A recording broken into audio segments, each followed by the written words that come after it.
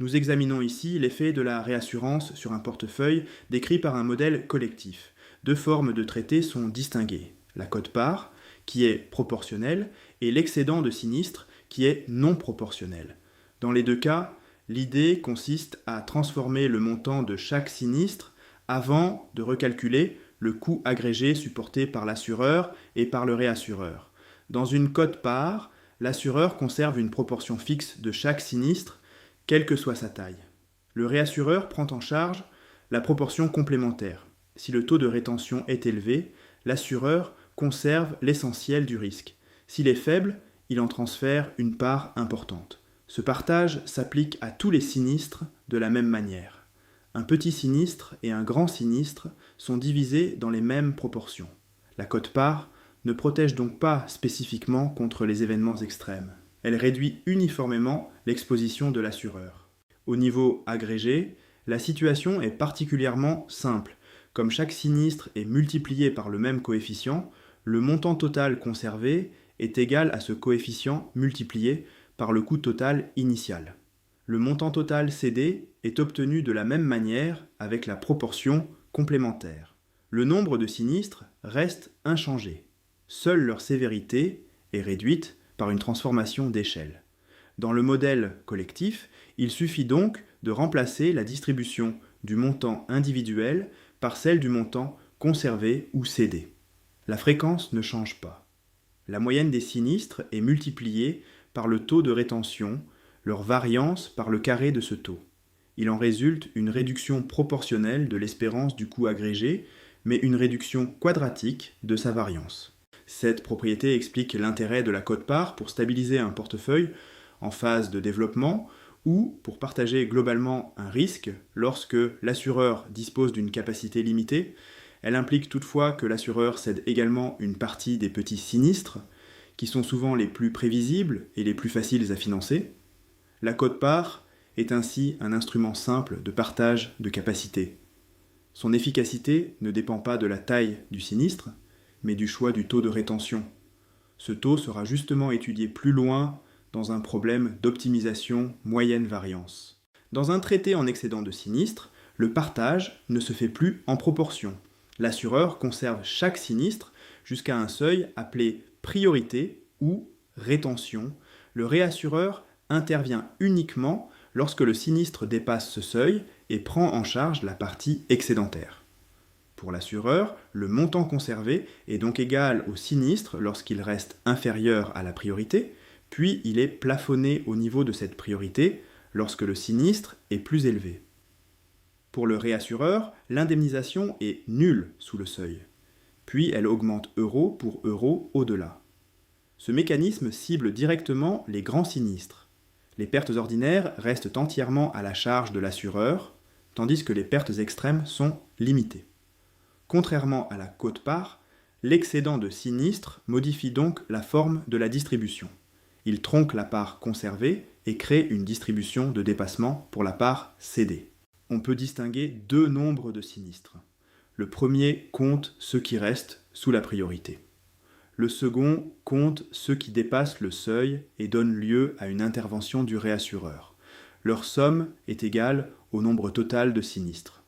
Pour l'assureur, le portefeuille peut toujours être représenté par un modèle collectif ayant la même fréquence totale, mais avec des montants individuels plafonnés. Pour le réassureur, on peut également conserver la fréquence totale et autoriser des montants cédés nuls. Une représentation plus naturelle consiste cependant à ne compter que les sinistres qui dépassent la priorité et à leur associer la distribution conditionnelle des excédents. Cette seconde représentation sépare clairement deux phénomènes, la fréquence des activations du traité et le coût moyen d'une activation. Lorsque la priorité augmente, le traité est déclenché moins souvent, mais les sinistres qui le déclenchent sont plus sévères. L'excédent de sinistre est donc particulièrement adapté à la protection de la solvabilité. Il réduit fortement l'influence des valeurs extrêmes sur la variance du portefeuille. En contrepartie, sa tarification dépend fortement de la qualité du modèle de queue, car la prime du réassureur est déterminée par des événements rares et sévères. Le choix de la priorité constitue alors une décision centrale. Une priorité faible offre une forte protection, mais coûte cher. Une priorité élevée réduit la prime de réassurance, mais laisse davantage de volatilité à l'assureur. Le slide présente d'abord les distributions du nombre de sinistres situés de part et d'autre de la priorité. Supposons que le nombre total de sinistres suive une loi de Poisson. Chaque sinistre est alors classé comme inférieur ou supérieur au seuil, avec une probabilité déterminée par la fonction de répartition du montant individuel. Conditionnellement au nombre total de sinistres, le nombre de sinistres sous le seuil suit une loi binomiale. On effectue en quelque sorte un tri aléatoire des sinistres. Lorsque la fréquence initiale est poissonienne, ce tri conserve la famille de Poisson. Les deux nombres obtenus suivent encore des lois de Poisson avec des paramètres égaux à la fréquence initiale multipliée par les probabilités correspondantes. L'intuition de la preuve repose sur la propriété d'amincissement du processus de Poisson. Chaque événement est conservé dans une catégorie avec une certaine probabilité, indépendamment des autres. Le processus initial se décompose alors en deux processus de Poisson indépendants, l'un pour les sinistres sous la priorité, l'autre pour les dépassements. Une propriété analogue existe lorsque le nombre total suit une loi négative binomiale. Après classification, on obtient encore des lois négatives binomiales, mais avec des paramètres transformés. Cette stabilité est utile car elle permet de conserver une structure analytique simple après réassurance. Le slide présente ensuite le montant moyen conservé par l'assureur.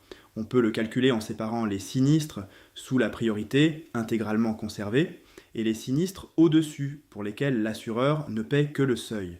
Une autre écriture consiste à partir du montant moyen initial et à retrancher l'espérance de la partie excédentaire cédée au réassureur. Cette espérance de dépassement peut elle-même s'exprimer comme l'aire situé sous la fonction de survie au-delà de la priorité. Cette représentation est très importante en assurance. Elle relie directement le coût moyen de la réassurance à la queue de la distribution. Le montant moyen cédé est simplement la différence entre le montant moyen initial et le montant moyen conservé. Pour une loi exponentielle, l'expression est particulièrement simple.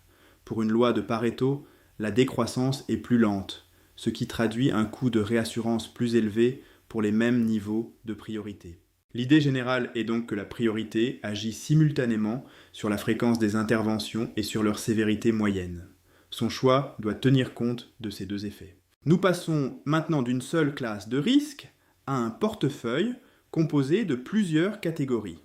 Chaque catégorie est modélisée par son propre modèle collectif, avec une fréquence et une distribution de sévérité qui peuvent être différentes. Le coût total du portefeuille est la somme des coûts de ces différentes classes. Pour chaque classe, on connaît ou on estime une moyenne et une variance. L'assureur peut choisir un niveau de rétention spécifique, soit sous la forme d'un taux de quote-part, soit sous la forme d'une priorité d'excédent de sinistre. La question actuarielle est la suivante. Faut-il appliquer la même rétention à toutes les catégories ou faut-il adapter la protection à leurs caractéristiques? Une classe très volatile, une classe très rentable ou une classe bénéficiant d'une réassurance peu coûteuse ne doit pas nécessairement être traitée comme les autres. Le critère retenu est un critère moyenne variance appliqué au résultat net après réassurance. L'assureur souhaite réduire la variance de son résultat, c'est-à-dire stabiliser sa performance, tout en maintenant une espérance de résultat à un niveau imposé. Cette contrainte évite la solution triviale, consistant à céder l'intégralité des risques. Le résultat net comprend trois composantes. L'assureur encaisse les primes versées par les assurés. Il paie la prime de réassurance. Il supporte enfin les sinistres conservés. La réassurance réduit donc la volatilité, mais elle réduit aussi le résultat moyen car elle a un coût. Le problème consiste à répartir un budget implicite de réassurance entre les différentes classes.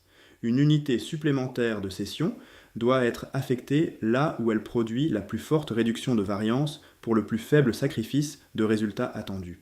Mathématiquement, le choix porte sur plusieurs taux de rétention ou plusieurs priorités. La contrainte sur l'espérance relie toutes ces décisions. Le problème est donc global. On ne peut pas optimiser chaque classe séparément sans tenir compte des autres. Les deux théorèmes suivants donnent des règles de répartition explicites. Pour la réassurance proportionnelle, les taux optimaux dépendent du rapport entre rentabilité marginale et variance. Pour l'excédent de sinistre, les priorités optimales sont proportionnelles au coefficient de chargement pratiqué par le réassureur. Dans le cas proportionnel, chaque classe possède un taux de rétention. L'assureur conserve cette fraction des primes et des sinistres, tandis que le réassureur prend la fraction complémentaire. Le réassureur reverse en outre une commission qui compense une partie des frais d'acquisition et de gestion supportés par l'assureur. Pour chaque classe, on définit une quantité qui mesure le gain moyen associé à une unité supplémentaire de rétention. Elle dépend de la prime encaissée, de la commission et du coût moyen du risque. Cette quantité doit être positive. Conserver davantage de risques doit améliorer l'espérance du résultat, sinon la structure tarifaire ne serait pas économiquement cohérente. La variance du résultat est la somme des variances des parts conservées. Comme une quote-part multiplie le risque par le taux de rétention, sa contribution à la variance est proportionnelle au carré de ce taux. Le problème consiste donc à minimiser une somme de termes quadratiques, sous une contrainte linéaire sur l'espérance. L'intuition de la preuve repose sur les multiplicateurs de Lagrange. On introduit une valeur commune qui représente le prix marginal de la contrainte d'espérance. Pour chaque classe, la condition du premier ordre impose que le coût marginal en variance d'une hausse de la rétention soit proportionnel au gain marginal en espérance. On obtient alors une règle simple, le taux de rétention augmente avec le gain moyen apporté par la classe et diminue avec sa variance. Une classe rentable et peu volatile est davantage conservée. Une classe peu rentable ou très volatile est davantage cédée. La formule théorique peut produire un taux supérieur à 1. Comme une rétention ne peut pas dépasser 100%, on la plafonne à 1. Certaines classes sont donc entièrement conservées, tandis que les autres sont partiellement réassurées. Le multiplicateur commun est choisi pour satisfaire exactement la contrainte sur l'espérance totale. Son existence vient du fait que l'espérance du résultat augmente continuellement avec ce multiplicateur depuis le cas de cession totale jusqu'au cas de conservation totale. Le théorème fournit ainsi une règle de type allocation de capital. On conserve en priorité les risques présentant le meilleur rapport entre rentabilité marginale et variance. Dans le cas particulier des assurances à valeur déclarée, cette règle conduit à un plein de conservation commun. Les petits capitaux sont entièrement conservés.